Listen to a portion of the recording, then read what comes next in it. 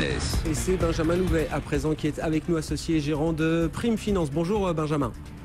Bonjour Sébastien. Pour parler des matières premières avec vous, on va parler spécifiquement des matières premières agricoles parce qu'il y a un rapport très attendu par le marché qui sera publié demain aux États-Unis. Mais juste un mot général parce que les matières premières sont aussi de très bons indicateurs, notamment du point de vue macroéconomique, pour ce qui est des métaux industriels, du pétrole également. Quels sont les signaux là qu'on peut observer sur les grandes classes d'actifs, les grandes classes de matières premières que vous suivez, Benjamin? C'est très étrange Sébastien, parce qu'en réalité on a l'impression d'une espèce de torpeur où les mouvements qu'on pourrait s'apprêter à voir, ou qu'on pourrait s'attendre à voir compte tenu du contexte macro dans lequel on se trouve, et notamment de la crise chypriote de la semaine dernière, ne sont pas réellement avérés. Je pense en premier lieu à l'or. L'or s'est repris effectivement la semaine dernière avec la crise chypriote. On a repassé les 1600 $ à l'once sur lesquels on tient depuis, et ce malgré une reprise de dollars, puisque la première victime de cette crise chypriote a été le cours de l'euro qui est repassé sous les 1,28 ce matin. On a donc eu une reprise, on va dire, timide de l'or. On aurait pu peut-être s'attendre à quelque chose de plus violent.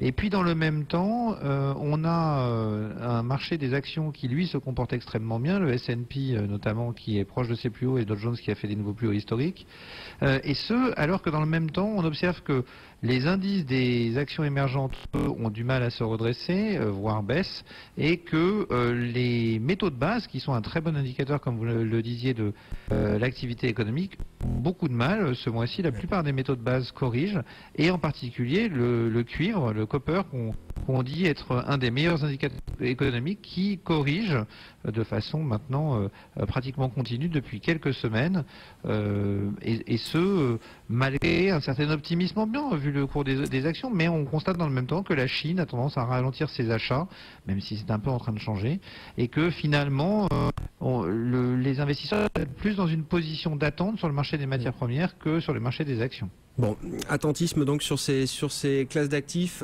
sur les matières premières agricoles. Donc je le disais Benjamin, il y a un rapport très important qui sera publié demain par le département américain de l'agriculture. Le rapport semestriel sur les stocks, très attendu toujours. Tout à fait, c'est là que tout se joue en réalité en ce début d'année. On va ensuite rentrer dans la période des semis et puis dans ce qu'on appelle le weather market, le moment où en fait la météo va être scrutée de très près pour savoir un petit peu ce qui se passe.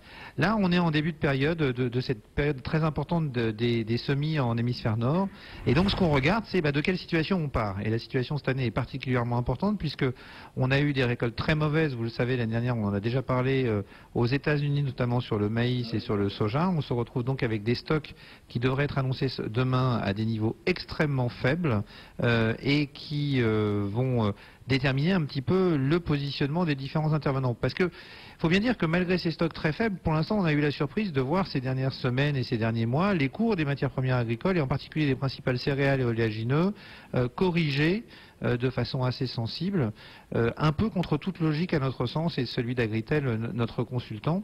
En effet, on a des stocks qui sont relativement faibles, en particulier sur le soja et sur le maïs. On en est même à se demander comment on va pouvoir faire ce qu'on appelle la soudure de campagne, c'est-à-dire tenir avec les stocks dont dispose l'hémisphère nord en attendant que la récolte sud-américaine, qui est en train de débuter en Argentine et au Brésil, puisse arriver sur le marché.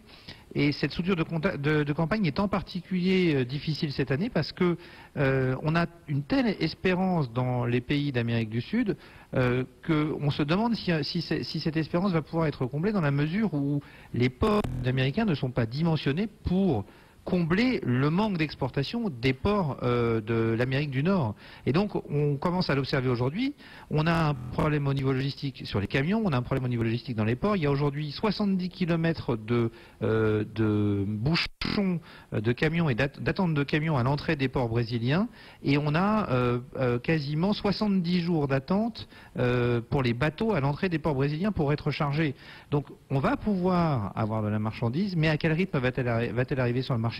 Compte tenu du fait que les stocks sont faibles, on pourrait se retrouver à un moment dans une situation extrêmement délicate. C'est pour ça que ces stocks de demain seront regardés de très près. Et le deuxième élément qui va être publié et qui sera regardé de très près également, ce sont les intentions de semis en Amérique du Nord. Et là aussi, il pourrait y avoir des surprises.